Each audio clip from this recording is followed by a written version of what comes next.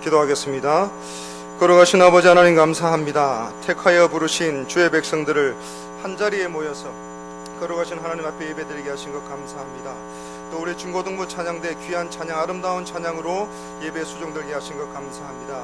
하나님, 우리 교회 가운데 함께하여 주시고 이 예배 가운데 성령 하나님의 임재와 능력을 아버지 하나님 들이켜 주시고 부족한 자를 세우시고 또 말씀을 전하게 하셨사오니 하나님께서 모든 것 다 예수 그리스도의 십자가 뒤에 감추시고 오직 하나님의 영광만 드러나게 하여 주옵소서.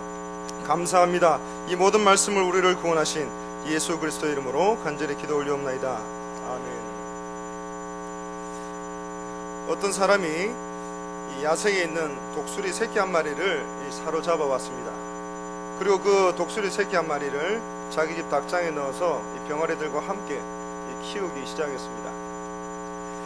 어린 독수리는 자기 눈에 보이는 병아리들의 모습만을 보면서 자라기 시작했고, 또 그 어린 독수리는 창공을 날아다니기는커녕 이 좁은 닭장 안에 갇혀서 그 큰 날개를 퍼덕여 볼 생각은 전혀 없는 것처럼 보였습니다. 그리고 시간이 점점 지나서 또 세월이 흐르고 흘러서 그 어린 독수리도 이제는 어미 독수리로 성장을 했습니다. 그런데 덩치나 날개나 발톱은 참으로 위험 있는 그런 독수리의 모습이었지만 그 행동은 영락없는 한 마리 이 닭의 모습이었고, 자신과 함께 생활하고 있는 또 다른 닭들의 그 행동 방식들을 그대로 답습하고 있었던 것입니다. 그러자 그 모습을 계속해서 지켜봐온 주인은 이렇게 생각을 했습니다. 이 독수리는 어려서부터 나는 훈련을 받지 못했기 때문에, 저 창공을 홀홀 날아다니는 모습을 보지 못했기 때문에 창공을 날지 못하는 것일 거다, 이렇게 생각을 한 것입니다. 그러던 어느 날 이 이야기를 들은 한 조류 연구가가 이렇게 생각을 하고, 그럴 리가 없다, 분명히 독수리라면 반드시 날아오를 수 있을 거다라고 생각을 하고 이 농장에 찾아와서는 자신이 바로 이 독수리의 야생으로 귀환하는 일을 실험을 맡아서 해보겠다는 그런 제안을 하게 된 것입니다. 그리고 이 조류 연구가는 먼저 독수리를 그 농장의 지붕 위에, 집 지붕 위에 올려놓습니다. 그리고는 여러 차례 날 수 있도록 유도를 하고 또 여러 가지 모양으로 인도를 합니다. 하지만 독수리는 그때마다 비틀거리면서 걸어서 그 지붕을 내려오는 것이었습니다. 그러자 그 조류 연구가는 또 독수리를 데리고 이번에는 아주 높은 산으로 올라갑니다. 그리고 이제는 도저히 걸어서는 내려오지 못할 높은 산 봉우리에다가 이 독수리를 올려놓습니다. 그러자 이 독수리는 거기에 앉아서 잠시 자기의 눈 아래에 있는 넓은 천지 사방을 둘러봅니다. 그리고 그제서야 이제 무슨 결심이나 한 듯이 그 큰 날개를 활짝 펴고 날기 시작했고, 또 그러다 얼마 지나지 않아서 저 먼 지평선을 향해서 유유히 사라졌던 것입니다. 사랑하는 성도 여러분, 이 이야기는 미국의 유명한 소설가인 제임스 에글이라는 사람의 그 책에 나오는 한 우화입니다. 이 우화를 통해서 우리는 이 독수리가 날개짓을 하는 곳은 이 닭장이라든지 어느 집의 그 지붕이 아니라 저 높은 산 꼭대기, 그 중에서도 가장 높은 산 봉우리라는 것을 우리로 하여금 깨닫게 해주고 있는 것입니다. 우리도 우리네 인생의 조련사이신 하나님께서 이 모양대로 우리가 의도하지 않았지만, 우리는 생각하지 않았지만 저 위험하고 높은 바위 위에 우리를 올려놓으실 때가 있습니다. 그리고 그것은 바로 우리를 파멸시키거나 우리를 괴롭히거나 우리를 힘들게 하기 위해서가 아니라 오직 하나님의 형상을 닮은 하나님의 자녀답게, 또 우리가 오직 예수 그리스도의 형상을 닮은 그리스도인답게 아름답게 빚어가시기 위해서 그렇게 하신 것입니다. 마찬가지로 오늘 본문에 이 독수리의 모습과 같이 자신의 모든 것을 다 바쳐서 오직 예수 그리스도의 십자가, 그 십자가의 복음만을 전했던 그 하나님의 사랑, 또 가는 곳마다 교회를 세우고 또 머무는 곳마다 예수 그리스도의 제자를 키우고 양육하는 일에 자신의 모든 것을 걸었던 사람이 한 사람 있었습니다. 그리고 그 바울 사도의 모습이 오늘 이 빌립보서 1장의 말씀을 통해서 계속 등장하고 있는 것입니다. 그런데 바로 그 바울 사도가 머물러 있는 것이 우리가 전혀 예상하지 못한 그런 곳입니다. 노 사도 바울이 하나님의 말씀을 전하고 또 하나님의 말씀대로 살고 하나님의 인도하심 따라 그 사명을 끝까지 잘 감당했음에도 불구하고 이 노 바울 사도가 머물러 있는 것은 바로 13절 말씀에 기록된 것처럼 이러므로 나의 매임이 그리스도 안에서 모든 시유대 안과 그 밖의 모든 사람에게 나타났으니 라고 기록된 말씀대로 로마 감옥에 지금 현재 머물러 있다는 것입니다. 이 하나님의 사람인 이 바울 사도는 이 빌립보 교회를 세우고는 그곳을 떠나서 로마 감옥에 갇혀 고생을 하고 있습니다. 이 지칠 줄 모르는 이 복음 전도에 대한 열정을 가지고 아시아와 유럽을 3번이나 선교 여행을 했던 이 노 사도는 이제는 지칠 대로 지치고 또 이런 모양으로 건강도 좋지 않은 가운데에 이국 또 타양에 있는 로마에서 옥살이를 하는 신세가 되고 말았던 것입니다. 그리고 이 소식을 전해 들은 빌립보 교회 성도들은 이 자신들의 목자인 이 바울 사도를 위해서 헌금을 마련하고 또 에바브로디도 편에 보냅니다. 또 바로 그 에바브로디도로 하여금 바울의 옷바라지를 하게 배려했던 것입니다. 그러자 바울 사도는 이러한 빌립보 교인들의 사랑에 감사하면서 그들을 위로하는 편지를 써보낸 것이 바로 오늘의 말씀인 것입니다. 이제 이 말씀 속에 담겨진 바울 사도의 이 위대한 신앙의 고백을 함께 나누실 때에 또 함께 묵상하실 때에 동일하게 우리에게 부어주시는 하나님의 은혜를 함께 나눌 수 있길 바랍니다. 오늘 그 은혜를 3가지로 나누어서 말씀드릴 텐데요, 그 첫 번째는 이렇습니다. 같이 한번 읽겠습니다. 시작. 바울 사도는 자신의 매임으로 말미암아 예수 그리스도가 전파되는 것을 인하여 기뻐했습니다. 12절 말씀입니다. 12절 말씀도 같이 한번 읽겠습니다. 시작. 형제들아, 내가 당한 일이 도리어 복음 전파의 진전이 된 줄을 너희가 알기를 원하노라. 여기에서 내가 당한 일이라는 말은 말씀드린 것처럼 AD 61년에서 63년까지 바울 사도가 로마 감옥에 투옥이 되어서 재판을 받고 있었던 때의 일을 말합니다. 그리고 오늘 본문도 바로 이때인 AD 62년에서 63년 사이에 로마의 옥중에서 기록된 것입니다.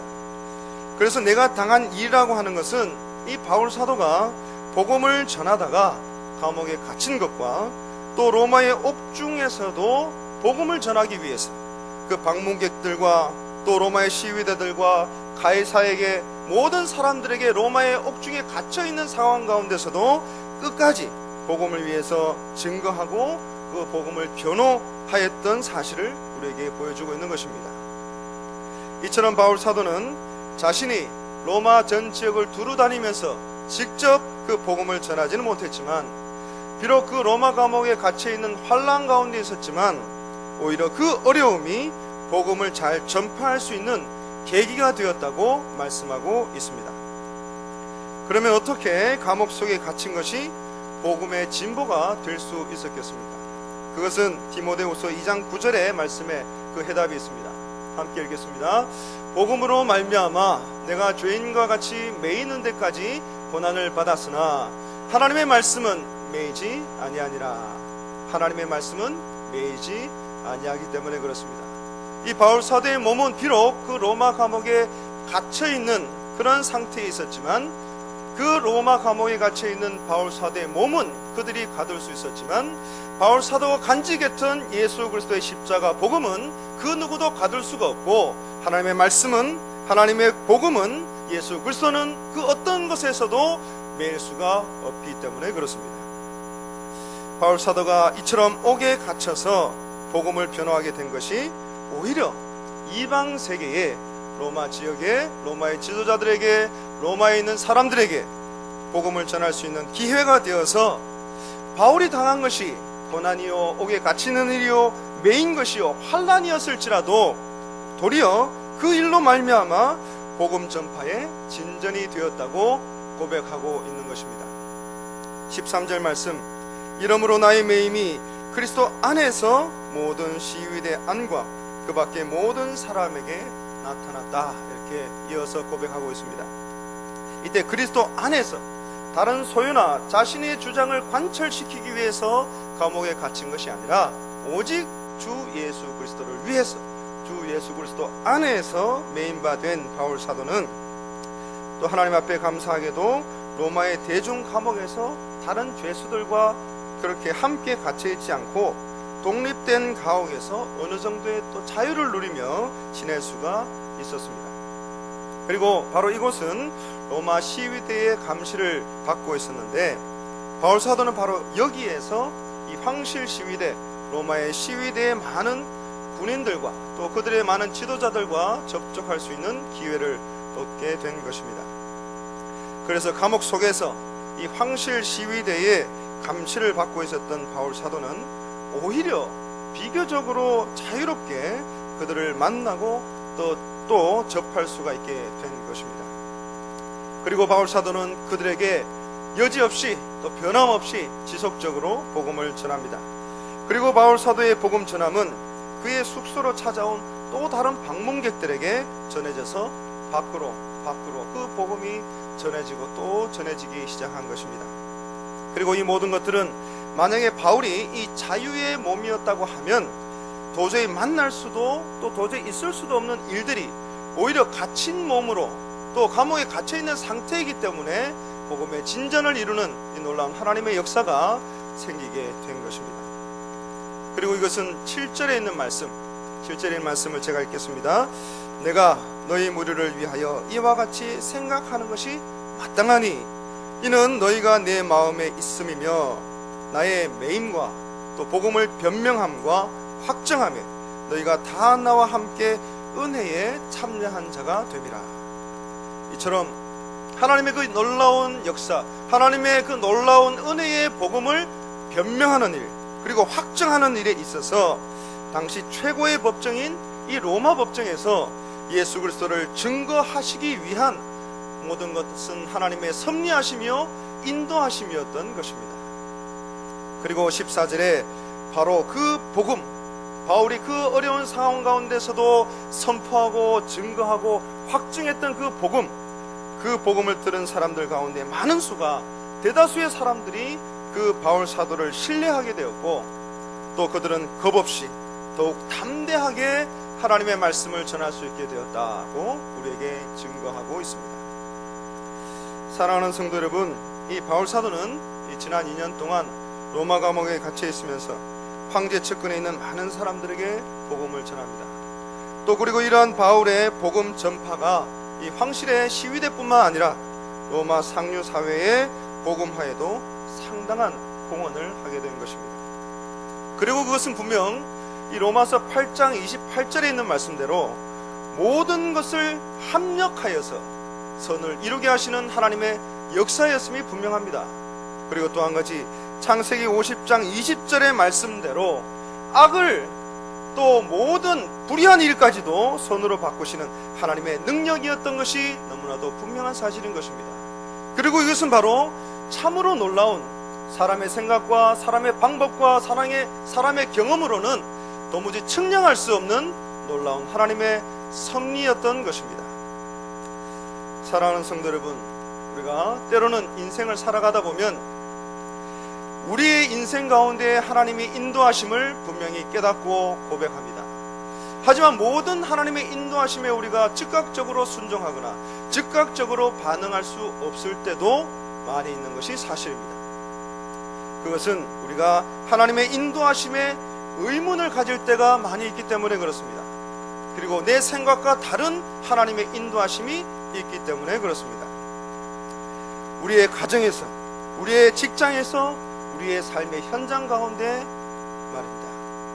하나님께서 왜 나를 이곳으로 보내셨을까? 하나님께서 왜 나에게 이 일을 맡기셨을까? 하나님께서 왜 나에게 이 사람들을 만나게 하셨을까? 그럴 때마다 우리는 그 하나님의 인도하심에 대해서 우리의 생각이나 우리의 방법이나 우리의 경험으로 그것을 판단하거나 재단할 것이 아니라 오직 우리를 이곳에 부르시고 또 일을 맡기시고 우리를 통하여 하나님의 놀라운 일들을 계획하시고 이루어 가시는 그 하나님의 놀라운 인도하심을 바라보며 믿음으로 순종하며 나아가야 하는 것입니다. 그리고 그 일을 위하여서 그 하나님의 인도하심이 나의 생각과 다르다면, 나의 경험과 다르다면, 나의 소망과 다르다면, 나의 바람과 다르다면 겸손히 하나님 앞에 그 인도하심에 대한 뜻을 기도함으로 물어야 될 줄 믿습니다. 사랑하는 성도 여러분, 나를 향해서 바라시고 원하시는 뜻이 하나님께서는 분명히 있습니다. 그것을 우리의 생각으로 재단하거나 우리의 생각으로 속히 판단하거나 우리의 생각으로 그것을 바꾸려고 애쓰시지 마시기 바랍니다. 하나님의 인도하심이 있으시다면 그것이 하나님의 말씀에 비추어서, 하나님의 말씀에 견주어서 바른 하나님의 복음이라면 그 말씀에 순종해 나가시는 저와 여러분들이 다 되시기를 간절히 바랍니다. 이제 두 번째입니다. 두 번째, 우리 같이 한번 읽겠습니다. 시작. 바울 사도는 그 어떤 상황 가운데서도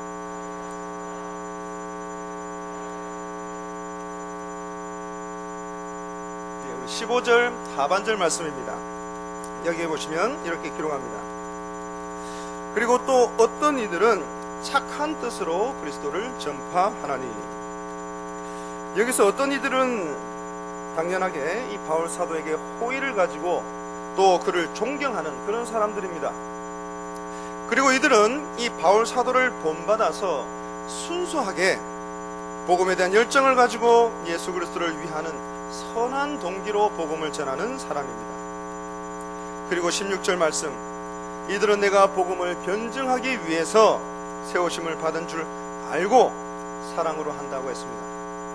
결국 바울 사도가 바로 이 예수 그리스도의 복음을 위해서 세우심을 받은 것이 이 바울 사도의 개인적인 의도나 또 우연한 계기를 통해서 이루어진 것이 아니라 전적인 하나님의 주권에 의해서, 그러한 섭리에 의해서 계획된 것이라는 것을 고백하고 그 믿음에 따라 순종하는 사람들인 것입니다.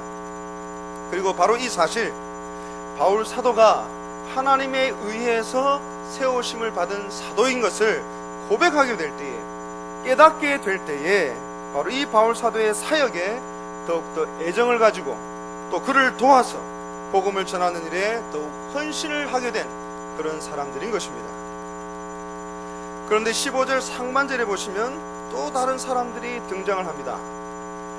어떤 이들은 투기와 분쟁으로 그리스도를 전파하나니. 여기서 어떤 이들은 이라고 기록된 이 사람들은 학자들에 따라서 조금 의견이 나누어지긴 하지만 대체적으로 믿음으로 말미암아 구원을 얻는다는 이 바울의 복음 전파를 시기하는 유대주의적인 이 신자들이나 또 바울 사도에게 개인적인 감정을 갖고 있던 이 바울의 제자 중에 한 사람, 또 그 무리들이었다고 하는 견해가 유력합니다. 아무튼 이 사람들이 선한 동기에서가 아니라 악한 동기에서 복음을 증거했다는 말씀입니다. 그리고 이 사람들에 대해서 17절은 우리에게 말씀합니다. 그들은 나의 매임에 괴로움을 더하게 할 줄로 생각하여 순수하지 못하게 다툼으로 그리스도를 전파하느니라.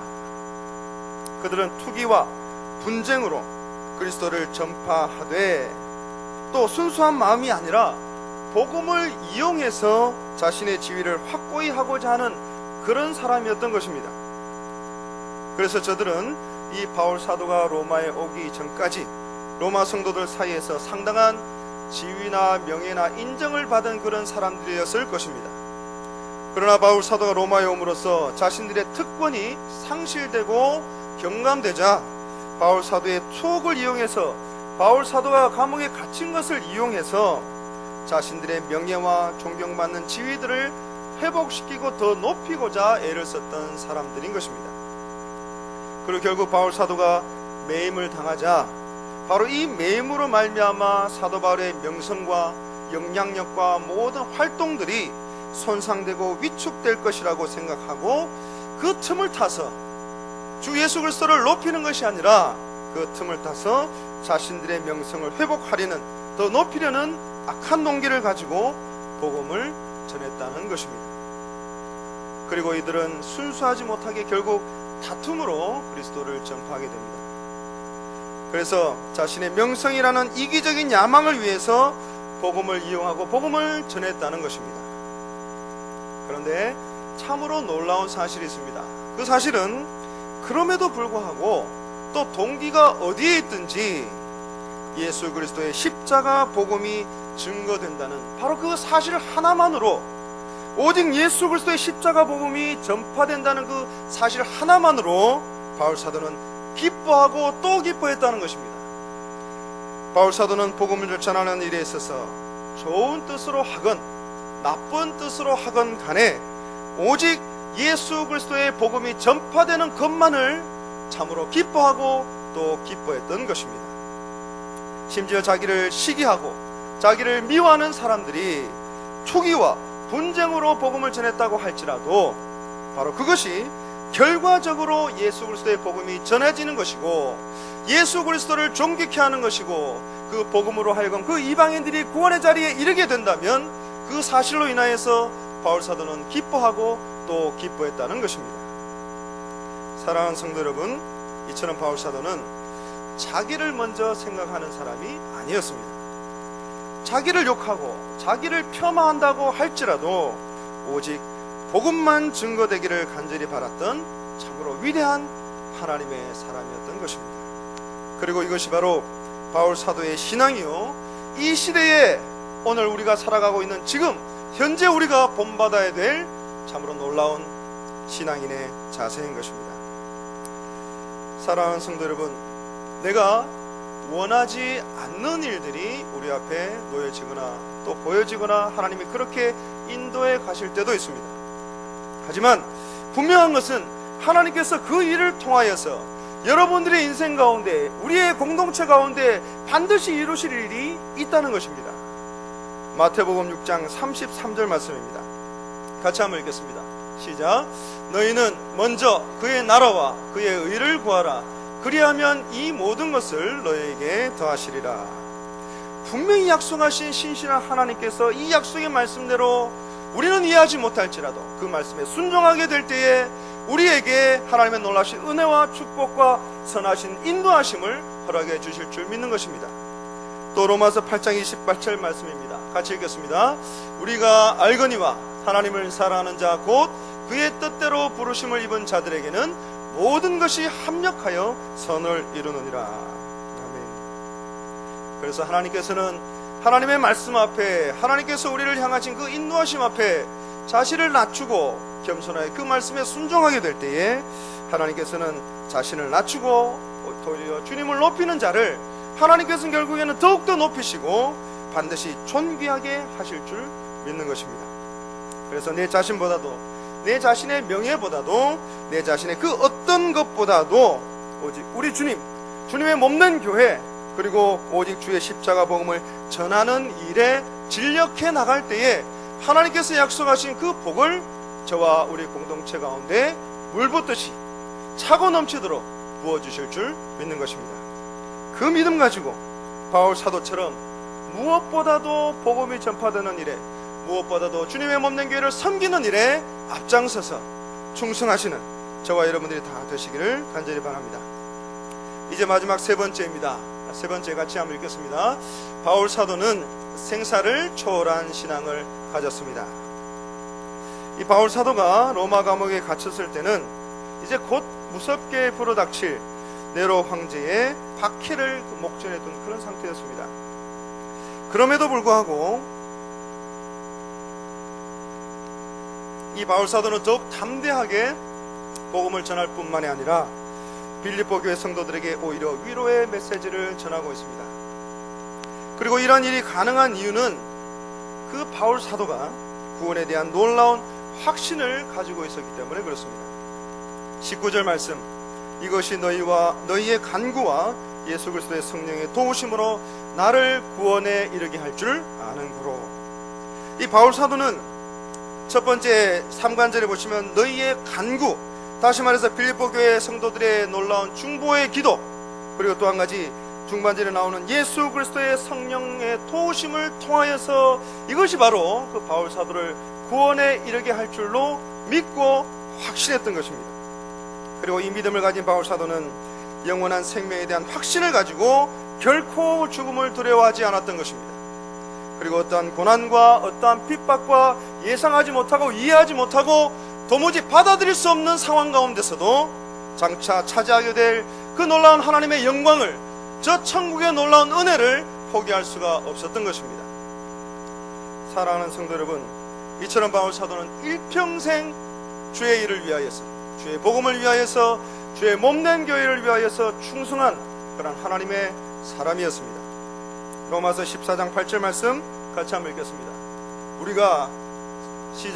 우리가 살아도 주를 위하여 살고 죽어도 주를 위하여 죽나니 그러므로 사나 죽으나 우리가 주의 것이로다. 이것이 바로 바울 사도의 고백이었고, 또 이것이 바로 오늘 우리의 고백이 되어야 될 줄 믿습니다.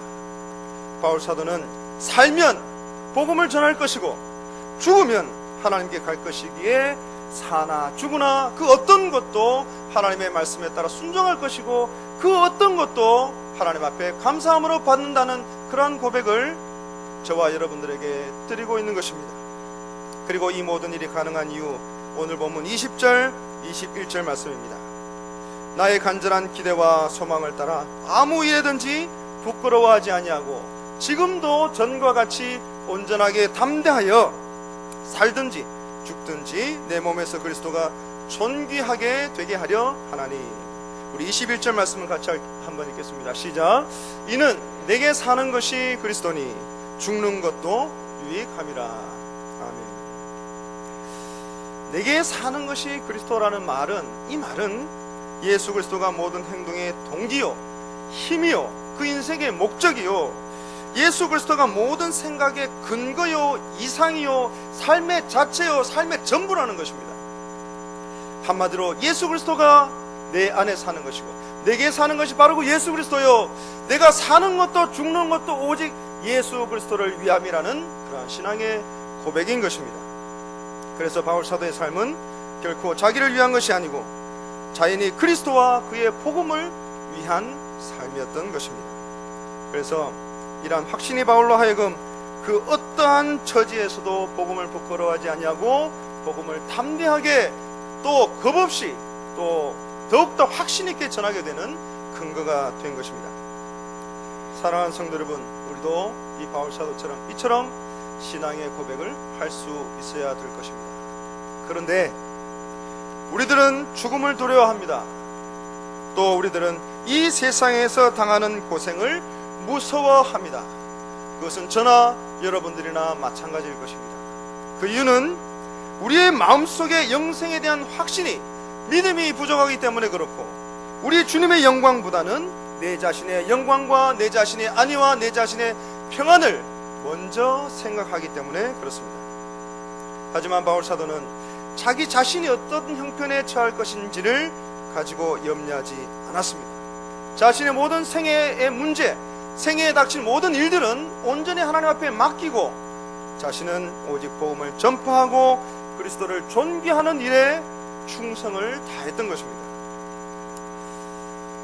1927년에 미국 오리건 포틀랜드에서 출생하고 또 명문 이 휘튼 대학을 수석으로 졸업하고 남미에 있는 에콰도르 선교사로 부름을 받은 짐 엘리엇 선교사라는 분이 있습니다.